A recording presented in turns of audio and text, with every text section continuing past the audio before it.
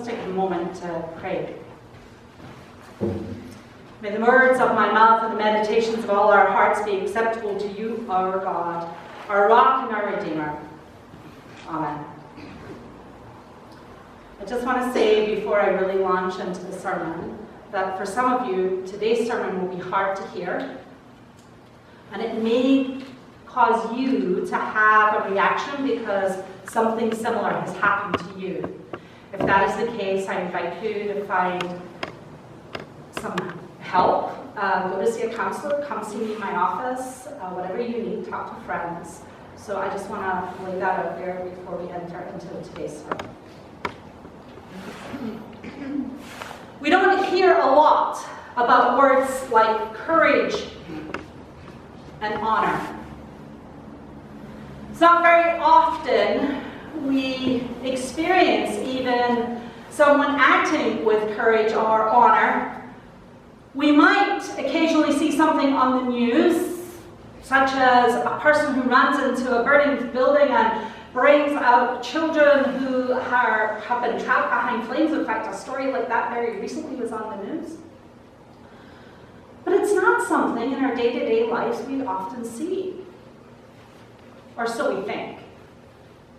Courage and honor aren't the same thing. Courage sometimes means, or more often means, that one is willing to kind of go in against the odds, rush into the burning building. Courage doesn't often have an ideological base. People can be courageous and be on the wrong side of the argument. Honor, or to act honorably, is a whole different thing. To act honorably means that sometimes we have to have the courage to say no or to stand up against someone, especially someone who's powerful. I want to tell you a story. Now, just before I begin, I want you to know, before we get too far into the story, nothing physically happens to me in this, apart from a very racing heart. When I was a teenager, I was probably about 15. I was sent on an errand one night by my parents. So it was probably around 5 o'clock. It's the middle of the summer. The sun is out. It's a beautiful evening. And I get on my bike, which I love to do. You all know I like to ride my bike even around here. I always love riding my bike. I jump on my bike. I ride down to get something from my parents from a little store. The store is a fair distance away. It's probably a good 15 minutes on my bike to get there, but I'm not thinking anything of it. I jump on the bike and off I go. And as I'm riding my bike along a pathway beside the main road, I notice, not at first, it took me a minute or two, but I noticed that there's a person on a motorbike who keeps seeming to go past me. The same motorbike, same person. I put it down to one of those, oh, don't be so silly, Karen moments. And I get to the store where I'm going to pick up this thing that my parents sent me for, and I go in, and I leave my bike outside, I go in and get the thing my parents want, and I get back out and I take my bike and I start along the cycle path where I've just been, and as I'm heading back, I suddenly realize that I can hear a motorbike on the cycle path. And as I move further along, I realize that the very person who I thought, strangely, was going past me a few times is actually on the cycle path now, walking or kind of going very slowly. Person sees me, I turn around and I hellfell on my bike to my friend's house. When I get to my friend's house and I bang on their door, my friend says to me, "I'm sorry, there's nothing we can do, we're at supper." I'm bawling my eyes out.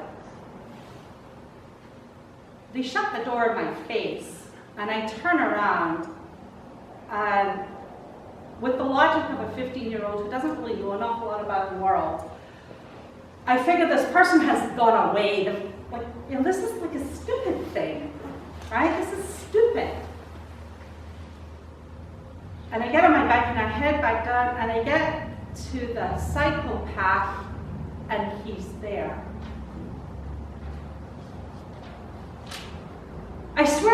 I will swear on my own life that God somehow put the power of every angel and archangel and every into my legs at that point. And I jump and I turn my bike around and I cycle. I actually cross a major highway on my bike without looking. I get across the road, I get down to the police station. I drop my bike outside the police station. I run into the police station in tears, a sobbing 15-year-old girl, and I'm told it's all in my imagination. They put me into a police van, and because I've got my bike, and my bike has to get home with me because I won't leave without it. I'm hysterical at this point. They put the bike in the back of the van, they drive me home. My parents are furious at me because I've had the audacity to bring the police to the door. I'm being yelled at by my father for bringing disgrace on the family. Let's fast forward a few months. I'm sitting in a classroom in my high school, and the two high schools in our town, being a good industrial part of Scotland at that point, there's a Catholic school and the other school. I go to the other school. We're not allowed to call it Protestant. I go to the other school. I'm sitting in the other school, and I'm watching a peer from the Catholic high school walking along behind our school, heading home. She heads home along the cycle path that I had been on that summer in my bike. We get home from school that day to find out she's been raped and murdered by a guy on a motorbike. I'm not sure if it's the same man, but it happened to me. It's one of several Me Too stories I can tell. But at least in this one, the only thing that I'm left with is the post-traumatic stress. I went up to the trail the other day. It was beautiful. It was a beautiful, beautiful morning. But it's the middle of the week, it's early, and there's no one out there. And I'm by myself, and I start to head out of the trail, and the only other person I see is a man. And I turn around and I go back to my car because I'm too terrified to walk the trail by myself. Courage. Courage is women who stand up and have said to men of power, "You have hurt me, and you have no right to touch my body without my say-so. And you have no right to take my body sexually without my say-so." That's courage. And I will tell you, it takes a hell of a lot of courage to do it. I never could report that incident once again because I didn't have the courage to say anything. What was interesting about that incident and eventually the murder that happened was that most of our police force in our small town were fired because we found out that there was systemic disregard for sexual assault. Hundreds and hundreds of women actually were taken in buses to the major police station in Glasgow to run IDs, to run identification parades, because they found out that men were using several spots in our little town to sexually assault women, and this was a systemic issue.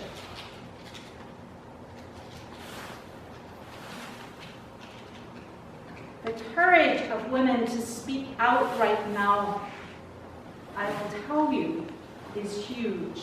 It is terrifying to speak out about being sexually assaulted. It is terrifying because our culture has brought us to a place where women are the only people responsible for sexual assault. How often have we heard a comment when a boy pushes a girl or pulls her hair in the playground? How often have we heard the comment, "It's because he likes you"? How often have we heard, "Boys will be boys"?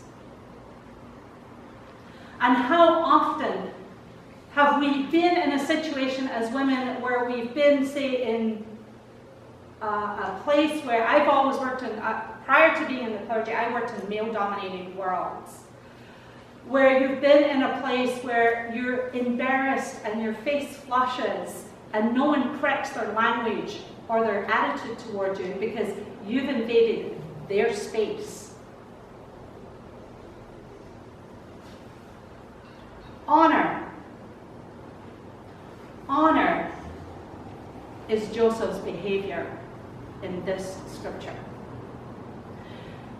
You see, if Joseph had chosen to put Mary aside, as the culture of his time allowed, there was only one person who was walking out of this storyline disgraced and humiliated, and probably heading to a life of prostitution. And that was Mary. Joseph would have walked away from this story and nothing would have happened to him. The guys would have gathered around him and said, "You know what? It's probably for the better. We'll get you another wife. Don't worry about it."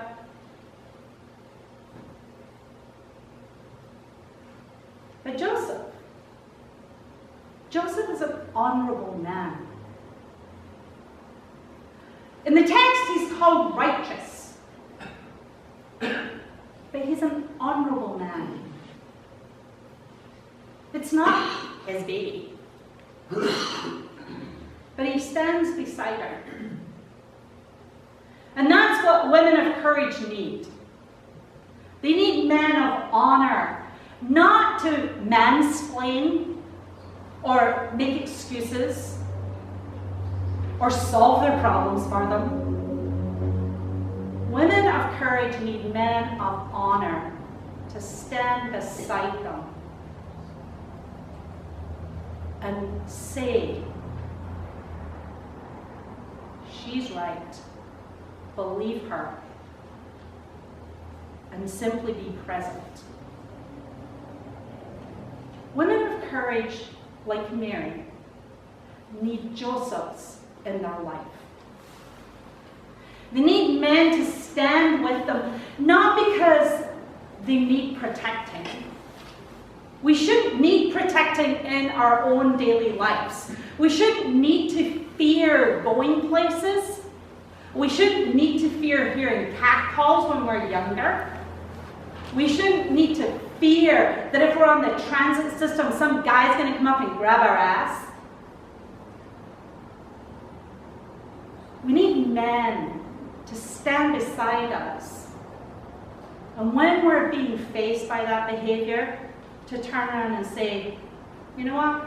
As another man, I'm just going to say to you, this is not acceptable because she doesn't want it and she's already told you that." That's what women of courage need. They need men of honor. They need Josephs. We all need Josephs. Don't we, girls? Don't we, women? We need Josephs, right? Yeah? Do we need Josephs? Yes.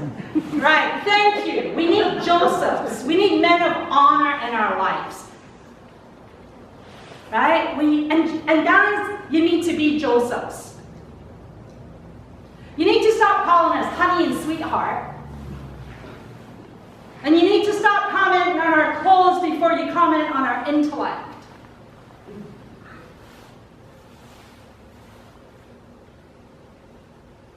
And you need to stop telling us to smile because our resting bitch faces aren't good enough for you.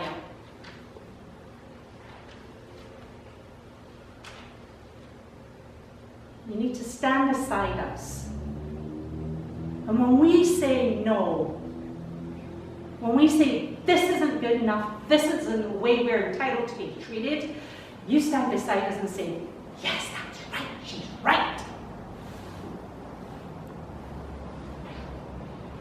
Guys, we need you to be Josephs. Because we're your Marys. We've all experienced, to some extent or another, at some point in our lives, a Me Too moment. Whether it's some idiot catcalling out of his car at us, or whistling at us when we're going past and we've been 16 and we're wearing a short skirt, or whether it's the worst case scenario where when we've been raped, or we know someone who's been murdered and raped. We need you to stand with us. When we stand like that, we're able to raise a world. We're able to raise communities that are like Jesus. We're able to put our hearts in our sleeves and say, we are disciples of the risen Lord because we have chosen to be courageous and honorable people.